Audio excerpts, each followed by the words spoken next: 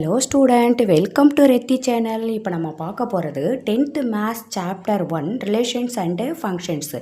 அதில் எக்ஸசைஸு 1.2ல் 5th sum பார்க்க போகிறோம். இப்போ சம் என்னான்னு பார்த்துடலாம்.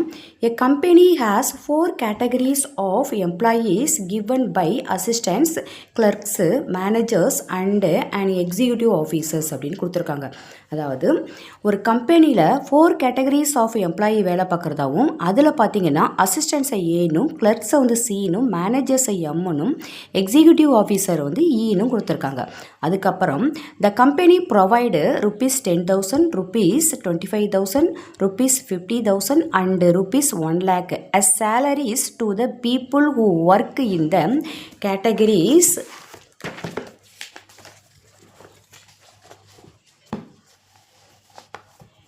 A, C, M and E respectively அப்படின்னு கொடுத்துருக்காங்க. அதாவது அசிஸ்டன்ஸுக்கு 10,000, கிளர்க்ஸுக்கு 25,000, மேனேஜருக்கு வந்து 50,000, எக்ஸிக்யூட்டிவ் ஆஃபீஸருக்கு 1 lakhன்னு சொல்லியிருக்காங்க. அடுத்தது if A1, A2, A3, A4 and A5 where assistance வந்துட்டு 5 பேர் இருக்கிறதா சொல்லியிருக்காங்க. அதுதான் A1, A2, A3, A4 and A5ன்னு சொல்லியிருக்காங்க. அதேமாதிரி கிளர்க்ஸு வந்து C1, C2, C3 அண்டு C4ன்னு 4 இருக்கிறதா சொல்லியிருக்காங்க. மேனேஜர்ஸ் வந்து M1, M2 அண்டு M3ன்னு 3 பேர் இருக்கிறதா சொல்லியிருக்காங்க. எக்ஸிக்யூட்டிவ் ஆஃபீஸர்ஸ் வந்து E1, E2ன்னு 2 பேர் இருக்கிறதா சொல்லியிருக்காங்க. என்ன கொஷின் கேட்டிருக்காங்கன்னா, if the relations R is defined by X R Y அப்படின்னு சொல்லியிருக்காங்க. அதாவது ரிலேஷன் ஆரை எப்படி டிஃபைன் பண்ணுறான்னா, எக்ஸ் ஆர் ஒய்ன்னு சொல்லியிருக்காங்க. எக்ஸை வந்து சேலரினும், ஒய்யை வந்து வேலை பார்க்குற பர்சன் அதாவது எம்ப்ளாயினும் மென்ஷன் பண்ணியிருக்காங்க. இப்போ நம்மளை என்ன செய்ய சொல்லியிருக்காங்க, express the relation R. So வந்து ஆரை வந்து நம்ம கண்டுபிடிக்கணும், அதாவது ரிலேஷனை கண்டுபிடிக்கணும் சொல்லணும்.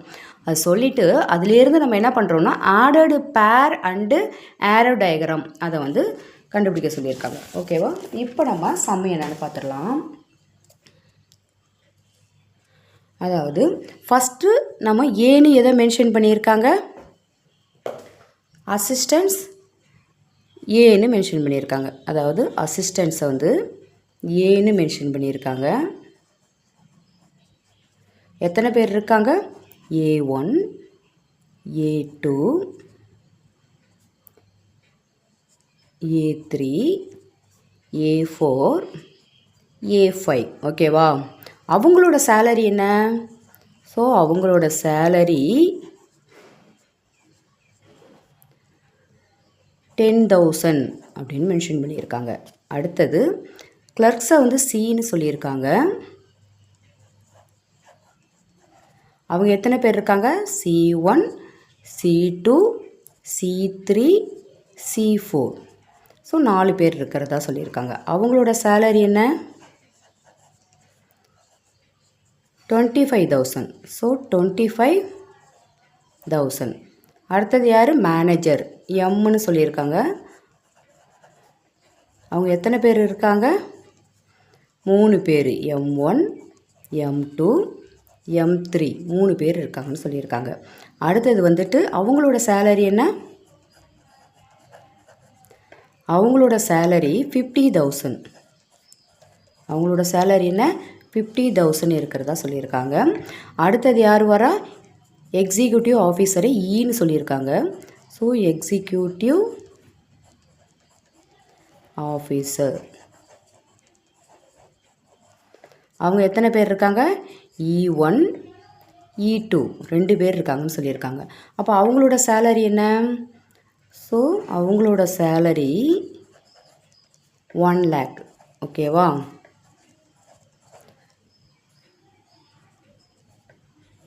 கண்டிப்பாக ருப்பீஸ்னு வர்றப்ப இந்த சிம்பிள் போடணும்.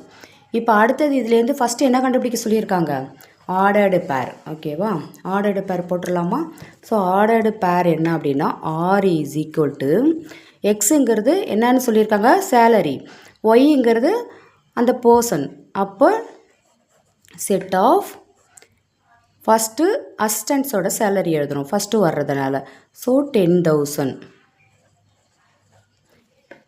எத்தனை பேர் இருக்காங்கன்னு போடணும். ஸோ வந்து 5 இருக்காங்க, அதனால் A1 அப்புறம் 10,000 A2.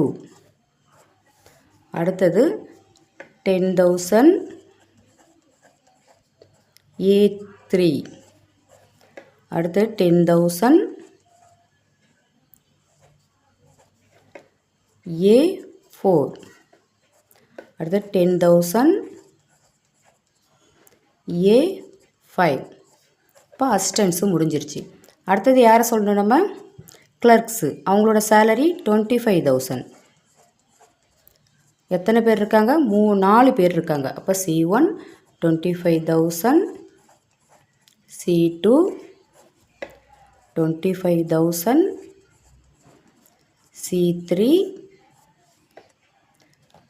25,000, C4 4 பேர் இருக்காங்க. அடுத்தது யார் வரா? மேனேஜர். அவங்களோட சேலரி என்ன? 50,000. எத்தனை பேர் வர்றாங்க? 3 பேர். M1, ஸோ M1 50,000,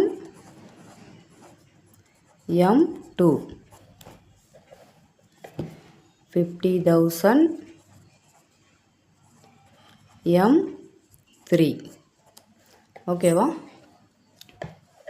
அடுத்தது 1 lakh. யாரோட சேலரி? Executive officer. ஸோ எத்தனை பேர் வராங்க? 2 பேர் வராங்க. E1 E2ன்னு. E2. ஓகேவா? இப்போ நம்ம என்ன போட்டாச்சு? ஆர்டர்டு பேர் வந்து நம்ம போட்டாச்சு. இப்போ அடுத்தது என்ன போட போகிறோம்? ஏரோ டயக்ராம் போட போகிறோம்.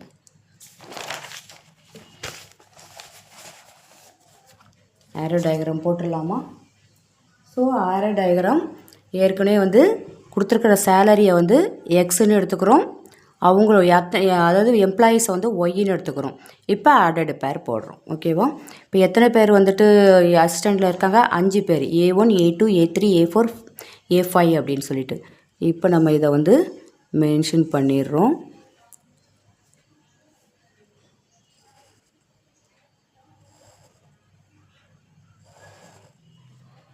அப்புறம் கண்டிப்பாக வந்துட்டு ஏரோ மார்க்கு கண்டிப்பாக போடணும். நீங்கள் ஸ்கேல் வச்சு கூட நீங்கள் போடுங்க. ஓகேவா?